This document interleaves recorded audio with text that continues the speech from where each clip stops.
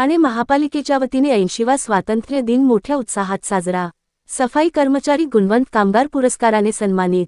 ठाणे देशाचा 80वा स्वातंत्र्य दिन ठाणे महानगरपालिकेच्या वतीने मोठ्या उत्साहात साजरा करण्यात आला।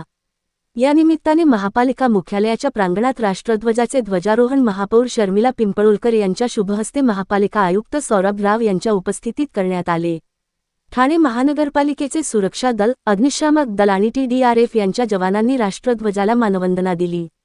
ध्वजारोहण सोहळ्यास उपमहापौर कृष्णा पाटील, सभागृह नेते हनुमंत जगदाळे, विरोधी पक्षनेते अशरफ शानू पठाण, नौपाडा कोपरी प्रभाग समिती अध्यक्षा मिनल संखे, उथळसर प्रभाग समिती अध्यक्ष नारायण पवार, लोकमान्य सावरकरनगर प्रभाग समिती अध्यक्षा निर्मला कणसे, वर्तकनगर प्रभाग समिती अध्यक्षा जयश्री डेव्हिड, स्थानिक नगरसेवक राजेश मोरे, काजल गुणीजन, भाजपा गटनेते मुकेश मोकाशी, अतिरिक्त आयुक्त प्रशांत रोडे, मुख्य अग्निशमन अधिकारी गिरीश झळके यांच्यासह सर्व वरिष्ठ अधिकारी आणि महापालिकेचे कर्मचारी, गुणवंत कामगारांचे कुटुंबीय, नागरिक उपस्थित होते। त्यानंतर ठाणे शहराच्या स्वच्छतेसाठी योगदान देणाऱ्या 10 प्रातिनिधिक सफाई कर्मचाऱ्यांच्या उल्लेखनीय कामगिरीबद्दल गुणवंत कामगार पुरस्कार देऊन उपस्थित मान्यवरांच्या हस्ते विशेष सन्मान करण्यात आला।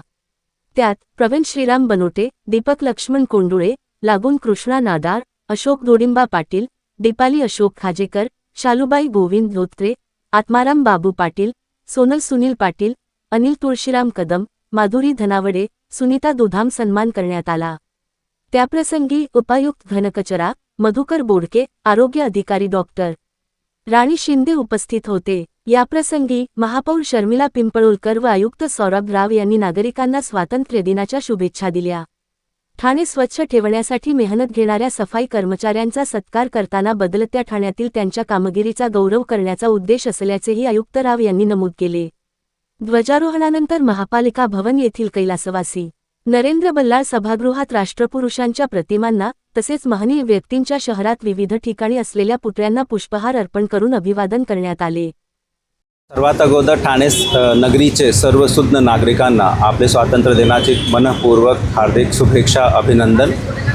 स्वातंत्र्य दिवस आपल्याला प्रेरणादायी दिवस आहे आणि या दिवशी आपल्याला हा समजते की हा जे स्वातंत्र्य आपल्याला प्राप्त झालेली आहे ती किती कष्टाने, किती मोठी मेहनतने प्राप्त झालेली आहे आणि देशसेवा करताना, सिटीची सेवा करताना जे ठाणे महानगरपालिकाचे सगळे अधिकारी कर्मचारी आहेत ते हाच संकल्प घेत आहेत की ठाणे नगरीला स्वच्छ, सुंदर, राहणे योग्य, इथले जे नागरिक आहेत त्यांना समाधान भेटेल या पद्धतीची कार्यशैली त्याचा अवलंब करून पुढे जाण्याचा आज आम्ही संकल्प घेत आहोत।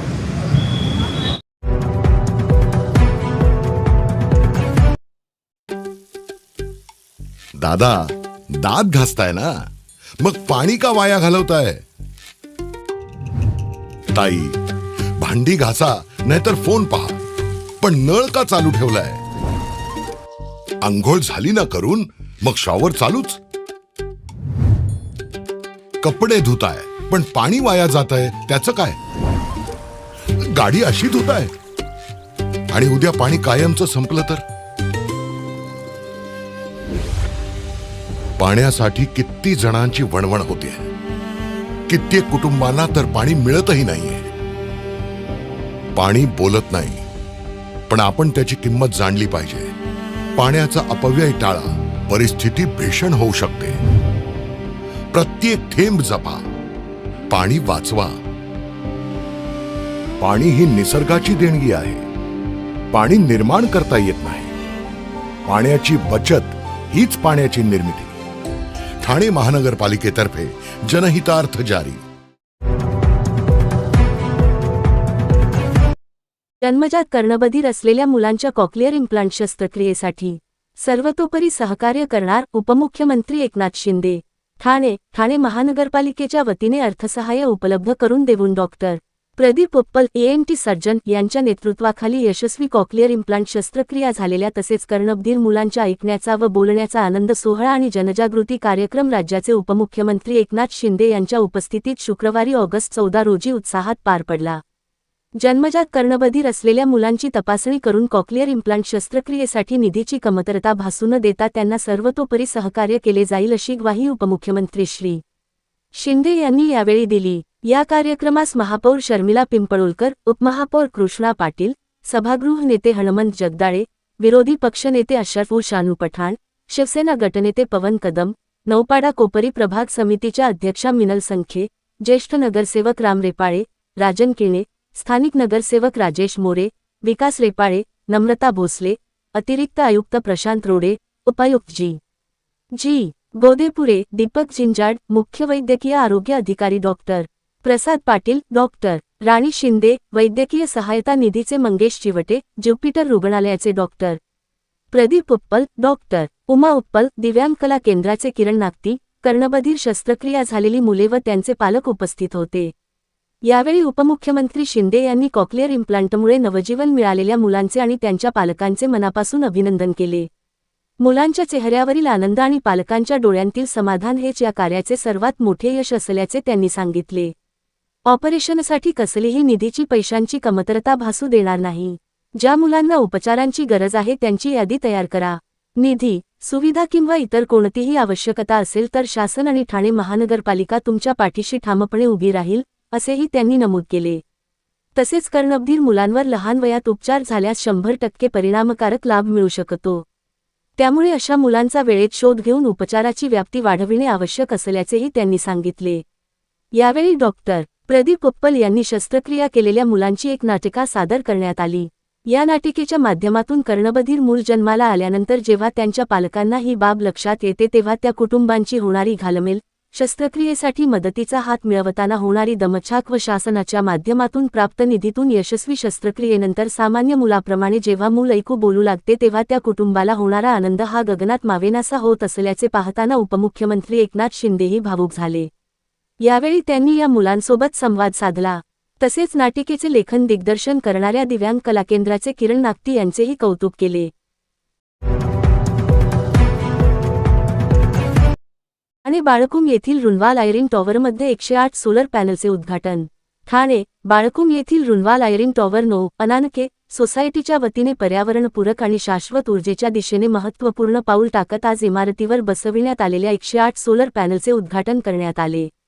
या सौरऊर्जा प्रकल्पामुळे सोसायटीच्या विजेच्या गरजेचा मोठा भाग सौरऊर्जेतून पूर्ण होण्यास मदत होणार असून वीज खर्चात बचत होण्याबरोबरच पर्यावरण संवर्धनालाही हातभार लागणार आहे. तसेच या प्रकल्पामुळे सोसायटीचे 1.25 ते 1.5 लाख रुपये वाचणार आहेत. या प्रकल्पाला अंदाजे 36 लाख खर्च आला असून 12 लाख रुपये सबसिडी मिळणार आहे. सोसायटीच्या सर्व सदस्यांच्या सहकार्यामुळे हा प्रकल्प यशस्वी झाला आहे, त्यामुळे कमिटीने सगळ्यांचे आभार मानले आहेत. या उद्घाटन सोहळ्यास सोसायटीचे अध्यक्ष प्रमोद गुरव, सेक्रेटरी संजय चव्हाण, खजिनदार गणेश नारायण तसेच सदस्य अनिरुद्ध मिश्रा, समीर परब, अमोल माइंड, मेघना थापा, उमा मुरलीधरन, श्रीधर कामत, अनिल डोके, यतीन परवतकर, अमित यादव आणि मोहित चतुर्वेदी यांच्यासह मॅनेजर स्मिता सैनी उपस्थित होते.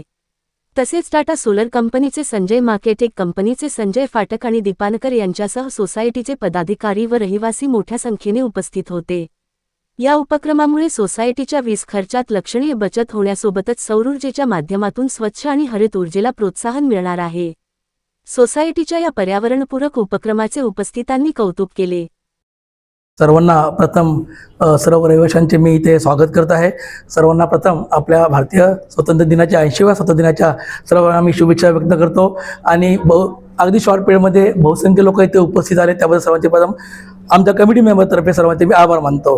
आता आपल्या सोलरबद्दल थोडंसं मी सांगत आहे. आपल्याला आपले सोलरचं हे लावलेलं आहे, पॅनल लावलेले आहेत, ते जवळपास 108 पॅनल आहेत आणि त्या 108 पॅनलमध्ये जवळपास 63 किलोवॅटची ऊर्जा आपल्याला मिळणार आहे.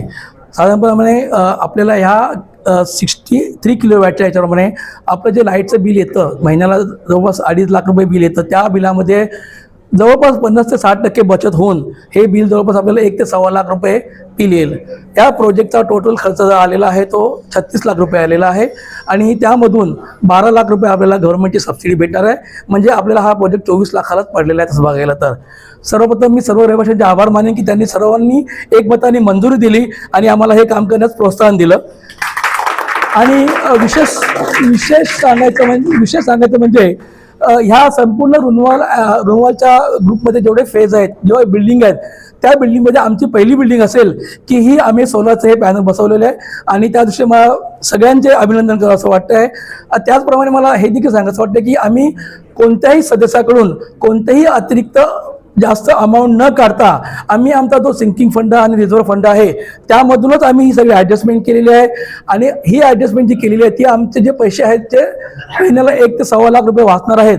ते पैसे आमचे जे 24 लाख रुपये आता आमचे जे अडकलेले आहेत FDच्या सर्वमध्ये ज्याच्याकडून आम्ही व्याज घेतलं आहे ते आमच्या जवळपास 2.5 ते 3 वर्षामध्ये हे पूर्ण पैसे आम्हाला नील होतील. म्हणजे आम्हाला जवळपास 2.5 ते 3 वर्षानंतर हा आम्हाला प्रोजेक्ट पूर्ण फ्री ऑफ कॉस्ट होऊन जाणार आणि पुढच्या जवळपास 20 वर्ष आपल्याला ही रिन्युएबल एनर्जी आहे ही सगळ्या रहिवाशांना फ्रीमध्ये भेटणार आहे. तरी सगळ्या रहिवाशांचे मी प्रथम स्वागत करतो आणि अभिनंदन करतो. येस, ही स्वच्छ आणि पर्यावरणपूरकच होणार आहे आणि त्यामध्ये आम्हाला प्रामुख्याने जे मदत केली आहे ते टाटांचे दीपाकरजी आणि संजय पाटील साहेब यांनी आम्हाला खूपच मदत केली. सगळ्याच बाबतीत मदत केली की तुम्हाला किती वॅटचं बसावं लागेल. आम्हाला भरपूर मेंढर आलेले की काही जणांनी सांगितले की आपण 90 वॅटचा लागेल, काही जणांनी सांगितले 120चा, परंतु ह्या माणसाने आम्हाला प्रॉपर गाईड केलेलं आहे की तुम्हाला फक्त 63 किलो वॅटच इथे बसू शकतो. एक्स्ट्रा बसवली तरी त्यातून एनर्जी तुम्हाला प्रोड्यूस होणार नाही. त्यामुळे ही आम्हाला पूर्ण मदत केली आहे. आम्ही त्यांची देखील सर्व रहिवाशांतर्फे टोटल 63 किलो वॅटची वीज इथे निर्माण होणार आहे आणि आम्हाला जवळपास सोसायटीचा 1.25 लाख ते 1.5 लाख जेव्हा पूर्णपणे 100%, आता पावसाळा आहे, पावसाळा असल्यामुळे थोडंसं ऊन कमी आहे त्यामुळे थोडीशी कमी प्रोड्यूस होईल हीच, परंतु जेव्हा पूर्ण सूर्य जेव्हा पूर्ण क्षमतेने तेजावेल आणि महामध्ये ऑक्टोबर महिन्यामध्ये आपल्याला पूर्ण क्षमतेने आपला हा सोलर प्लॅन्ट चालू होईल आणि त्यावेळेस मला वाटते कमीत कमी 1.5 लाख रुपये आपल्या सोसायटीचे वाचणार आहेत. तर हा प्रोजेक्ट म्हणजे एक आदर्श प्रोजेक्ट असा ठरेल बाळकूमध्ये. परिस्थितीमध्ये आम्ही जे सोलारचं प्लॅन वाचलं आहे खरोखर भविष्याच्या दृष्टीने आम्ही नव्हे तर आमच्या पुढे जी येणारी नेक्स्ट जनरेशन आहे त्यांच्या दृष्टीने पण हे खूप भविष्याचं महत्त्व ठरणार आहे. मी आमच्या आजूबाजूला जे सगळे गाव आहेत त्यांना देखील मी सगळ्यांना आवाहन करतो की ज्याप्रमाणे आम्ही सोसायटीच्या आमच्या ड्रेसवरती पॅनल उभे केले आहेत तेव्हा त्याचप्रमाणे प्रत्येक सोसायटीने आपल्या सोसायटीच्या याच्यावरती पॅनल उभे करावे जेणेकरून राष्ट्रीय वीज बचत होईल, सगळ्यांनाच मदत होईल आणि ज्यांना कोणा काही मदत पाहिजे असेल आम्ही नेहमी मदत करायला तयार आहोत. काही विचारायचं असेल आम्ही त्यासाठी तयार आहोत.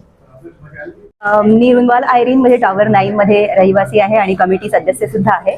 आमच्या संपूर्ण कमिटीच्या सहकार्याने आणि टॉवरमध्ये राहणाऱ्या सगळ्या रहिवाशांच्या सहकार्याने फायनली आमचं सोलार पॅनल आता लागलं आहे आणि त्यामुळे आमची जी विजेची बचत होणार आहे, वीज बिलमध्ये जी बचत होणार आहे त्याबद्दल आम्ही खूप खुश आहोत. सगळ्यांच्या सहकार्याबद्दल सगळ्यांचे आभार. चेअरमन आणि सेक्रेटरी यांच्या पुढाकारामुळे हे जास्त होऊ शकलं. त्यामुळे आम्हाला माहिती नव्हतं एवढ्या सहजपणे आणि एवढ्या कमी प्रयत्नांमध्ये आपण पूर्ण करू शकतो. ॲट द सेम टाइम आम्ही म्हणजे संपूर्ण देशामध्ये जशी आपली विजेची कमतरता असते, गावोगावी असते, शहरात पण असते, लोड शेडिंगमुळे आपल्याला बरेचसे त्रास सहन करावे लागतात, ते आपले कमी होतील आणि आपण नैसर्गिक जो सोर्स आहे आपल्याकडे सूर्याचा, सोलार एनर्जीचा, तो आपण पुरेपूर वापर करून घेऊ शकतो आणि त्यामुळे आपल्याला आपली जी इलेक्ट्रिसिटी प्रोड्यूस करण्याची जी कमी क्षमता आहे त्यामुळे आपल्या देशाच्या प्रगतीसाठी पण मदत होऊ शकते आणि रहिवाशांची आमचं जे कॉन्ट्रीब्युशन आहे देशासाठी ते आम्ही पूर्ण करू शकतो. So thank you.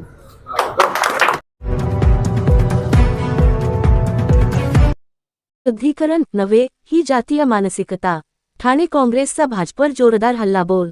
स्टार खरगेंच्या सभास्थळाच्या कथित शुद्धीकरणाविरोधात सत्याग्रह. राहुल पिंगळेंचा जातीय मानसिकतेविरोधात इशारा.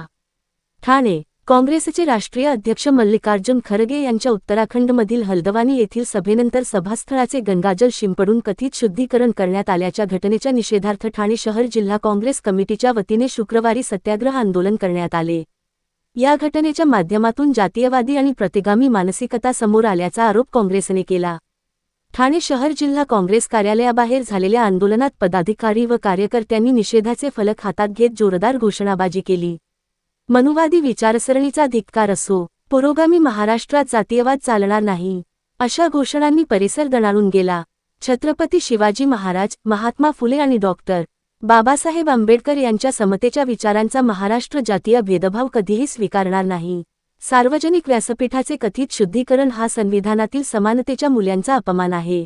अशा प्रतिगामी प्रवृत्तींविरोधात काँग्रेसचा लढा सुरूच राहील, असा इशारा ठाणे काँग्रेसचे अध्यक्ष राहुल पिंगळे यांनी दिला. काँग्रेसने यावेळी भाजपवरही जोरदार टीका केली.